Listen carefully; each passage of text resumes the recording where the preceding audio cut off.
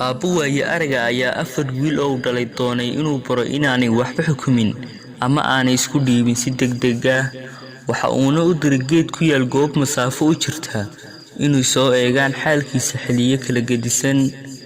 Waxa uu tagay kii koowaad jiilaalkii, kii labaad ayaa isaguna tagay gugii, kii saddexaad ayaa isaguna tagay xagaagii, kii afraad ayaa isaguna tagay dayrtii.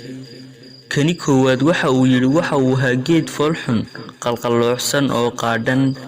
kii labaadna kuma uusan raacin, waxa uu yiri waxa uu ahaa geed caleema cagaaran rajo badanina ka muuqato. kii saddexaad waaba khilaafay labadii hore, waxa uuna yiri waxa uu ahaa geed leh ubaxyo udgoon badan indhuhuna soo jiidanayaan. kii ugu dambeeyay ayaa intoodaba khilaafay, waxa uuna yiri waxa uu ahaa geed bislaaday oo diyaar u ah in midhihiisa la cuno.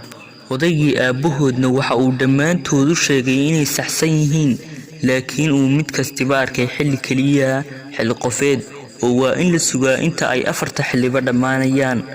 wiilashiina waxa uu ku yidhi haddaad isdhiibtaan jiilaalka waxa aad weynaysaan rajada guga, quruxda xagaaga iyo dhammaanba ama biseylka dayrta.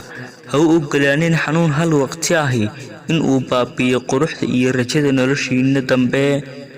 markastana maalmaha wacan ee dambe waa in aynu ku burburin dhowr maalmood oo qadhaadh.